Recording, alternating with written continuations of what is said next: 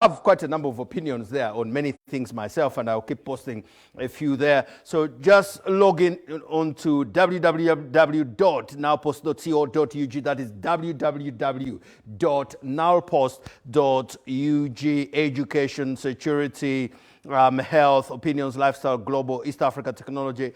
Ask the Mechanic special reports.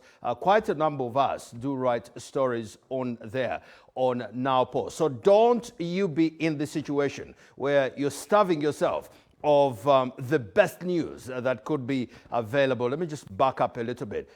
Should I link to Sheila? Yes? No? I think you should, Samson. Welcome to Live at 9 tonight again. My name is Sheila Tsime, joined by Samson Kasumbe. Now, the Speaker of Parliament, Anita Among, has summoned the Minister of Gender, Labour and Social Development, Betty Amongi, together with the Minister of Finance, Matia Kasaija, to come to Parliament and explain allegations of ongoing power struggle at the National Social Security Fund. According to the Speaker, the ministers who are supposed to appear on Thursday in Parliament must also explain the alleged finance inappropriate and corruption scandals, as put in the letter written by the Minister, Betty Amongi, on the 17th of December last year.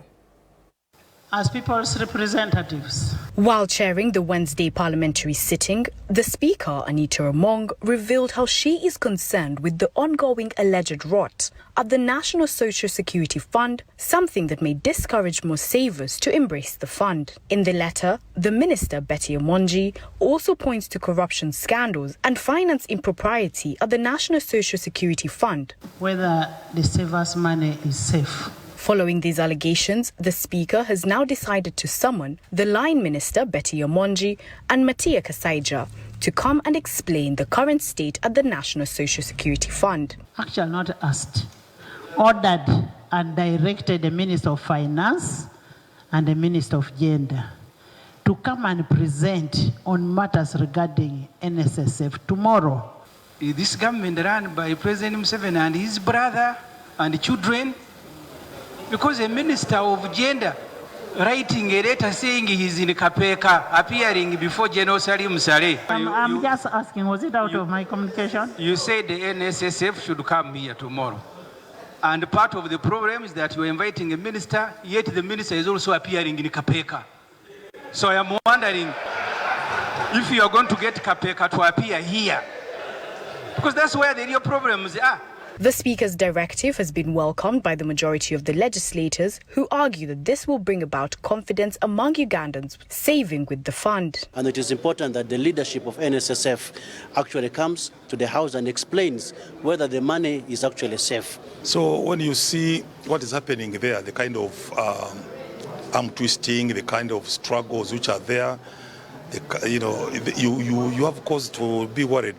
So I think the Speaker really using her prerogative as the head of the legislature is really spot on. And I'm telling you, people are worried, especially the employers. The employees who are saving with the NSSF right now, they are so worried for their money because we do not know the future. It is scaring away, discouraging away the potential voluntary savers, and this could discourage the fund to go up. It would have been like a 20 trillion right now. The crux of the matter is that we are doing a post-mortem. This money was eaten. Actually, if government can enact this law to force us to even start saving in advance such that they can chew it, they would do it. The legislators are, however, concerned that in spite of amending the NSSF Act last year that allows mid-term access, a number of savers are finding difficulties in accessing part of their funds. So the amendment was to allow them to have some part of their money. But we do understand that that money is not being received, and it is very true. Up to now, even if somebody applies for that money, the person will never get that money. They keep on dodging the person. Jackie Mutasi, Sam Ibanda Mugabe, NBS, Live at 9. President Museveni has vowed to wipe out the ADF extremists from their hideouts in the Democratic Republic of Congo. While officiating at the maiden graduation ceremony at the National Defense College in Njeri Municipality, Buikwe District, the president said the UPDF is fully equipped to win any battle. A group of 18 UPDF senior officers comprising 9 generals and 9 colonels have graduated at the National Defense College located in Njoro Municipality, Buikwe District. Notable among graduates was former Army spokesperson Brigadier Flavia Biekwaso and Colonel Edith Nakalema, the former head of State House Anti-Corruption Unit, who was also awarded for excellent performance in a research paper which examined why the strategies employed by the Nigeria government have failed to wipe out the Boko Haram terrorists. President Yoweri Museveni and Commander-in-Chief of the Armed Forces, while presiding over the graduation, vowed to wipe out the Allied Democratic Forces ADF rebels, whom he said have destabilized eastern DRC and some parts of Uganda. Now, the suffering of the people in eastern Congo is by, first of all, the former government of Kabila, which was there, but also the international community, the ones who have been there, coexisting with these terrorists. But it's good that His Excellency Tshisekedi allowed us to operate with the Congo Army. We are going to help them as we are already doing, because we have crushed all these groups which were in the forests. The president also encouraged the graduates to use the skills acquired during their stay at the National Defense College to fight corruption in the country. If you steal fuel of the army, you steal supplies, you steal money, you are an enemy of the army. Corruption must not feature. According to the college commandant, Major General Francis Okello, the one-year course has enabled officers acquire skills in national security and strategic studies. The study covered areas on national and regional security, policy formulation, implementation and review, strategic management and research. The knowledge acquired here, therefore, will be lauded as functional if it equips our products of today and others in the future with the capacity to solve real-life challenges. Among the graduates was Colonel John Otongo, the father to controversial president of Uganda Medical Association, Dr. Samuel Oledo, who was under fire last year for kneeling before the president at a ceremony in Kololo. Olivia Nakalembe, Hakeem Kanyere, NBS, Live at 9. The Speaker of Parliament, Anita Among, has revealed that the Parliamentary Committee on Commissions, Statutory Authority and State Enterprises has been the worst accountability committee in the House. According to the Speaker, out of the 111 reports that were supposed to be produced by COSASI, only 4 have been presented before the House. Details follow. The issues surrounding performance of the Parliamentary Committee on Commissions, State Authorities and State Enterprises continue to generate serious discussion in the House. And failure for a committee to do its work. While chairing the parliamentary sitting on Wednesday, Speaker Anita Among told the House that COSASI, as an accountability committee, has been the worst performing committee in the House in terms of processing Auditor General's reports. And I don't want to say shame on us, the House, but shame on you, COSASI. It is you people who have failed.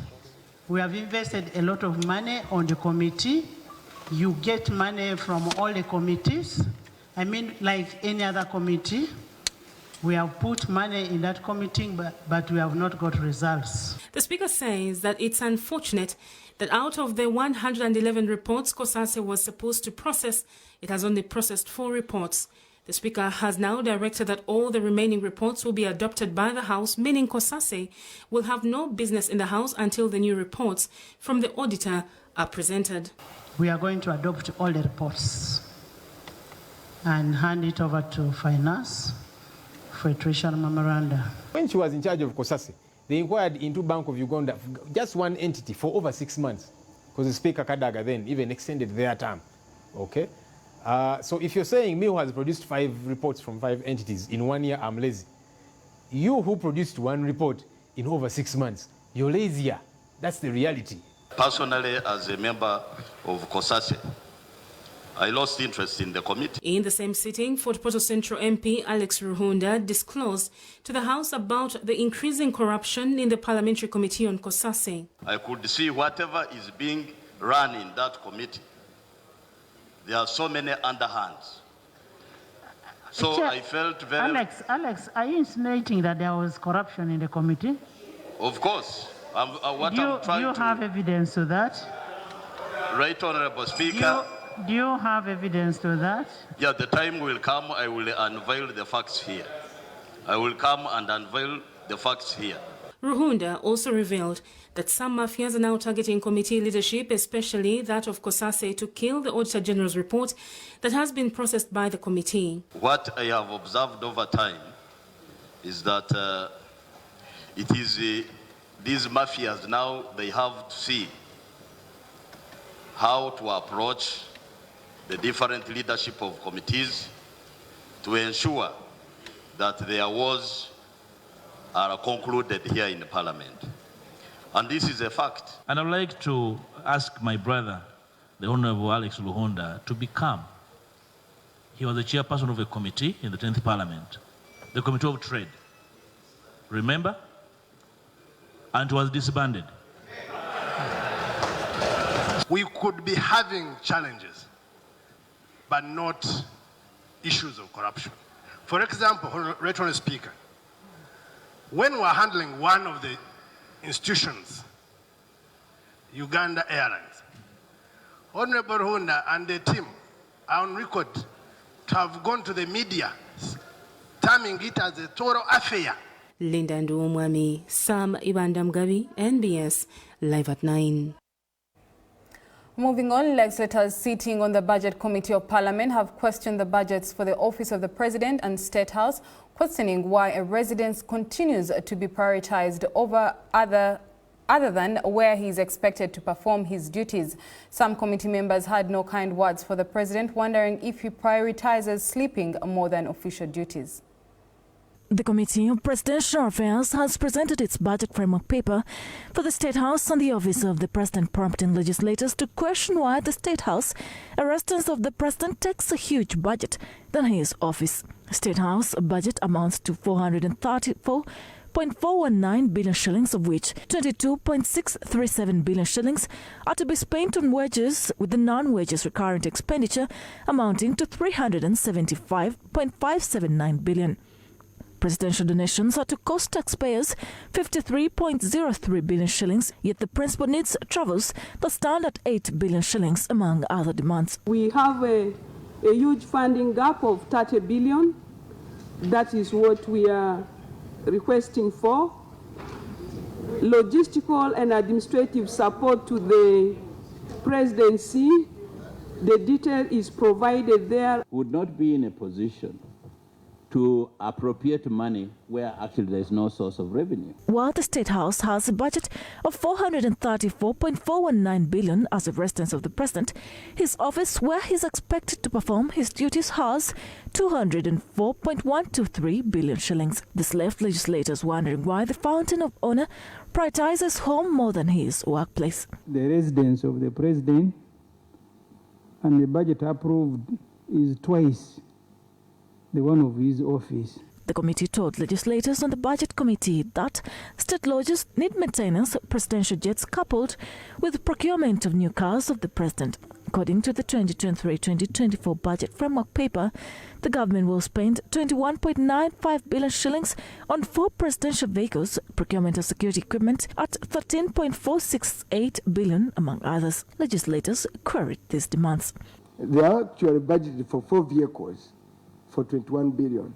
That means each vehicle is going to go to around 1.5 million US dollars. That is an enormous amount of money. In the current circumstances, economy is. When I see the funding gap, I ask myself, what will this funding gap help in boosting the economy? This also tasked the chairperson to explain the budget for meadows, deeming them irrelevant. Shamim Navakoza, NBS, Live at 9. Of course, for details of the stories we've run this evening, visit www.nowpost.co.ug. And also many other stories that don't make it here also are found right there. I've seen some of your stories as well there, Samson. So well done. Most of the opinions. Let's get into the break.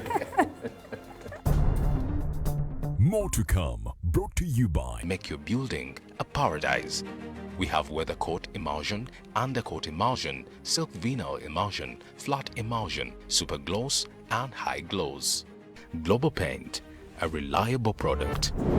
And in still to come, drones, abductions, no more abductions. The National Unity Platform unveils kidnapping response plan. We must take the demand a notch higher. We are going to face them head on.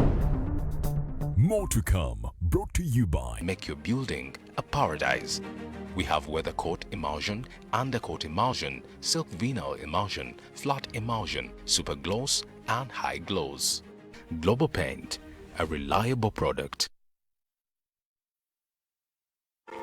Are you tired of high fees and slow transfer time when sending money? Look no further. Airtel Money is here to revolutionize the way you move your money. We have revised our rates, and now sending money from Airtel to other networks in Uganda, East Africa, and to the rest of the world has never been more affordable. Plus, you can trust Airtel Money to get your money where it needs to go quickly and safely. Simply dial *185# and start sending money. Switch to Airtel Money today and experience unbeatable rates and top-notch services for all your local and international money transfer needs. Airtel Money, instant, secure, borderless. So, this is where it all began.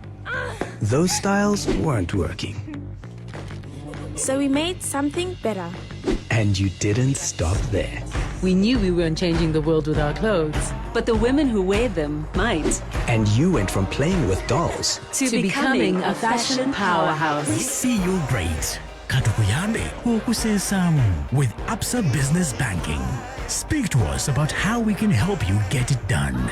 That's Africanacity. That's Absa.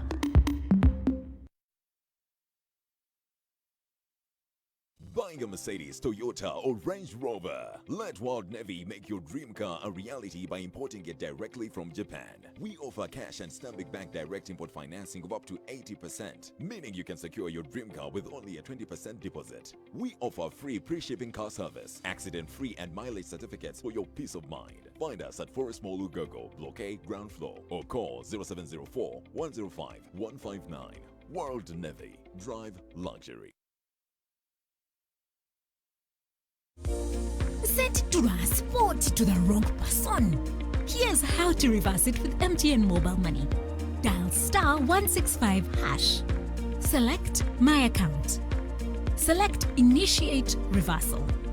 You will see your last 3 transactions. Select the transaction you want to reverse. Enter your mobile money PIN, and you'll get an SMS confirmation that the transaction has been blocked from being withdrawn. And that's it. Please note, only transactions that haven't been withdrawn can be reversed.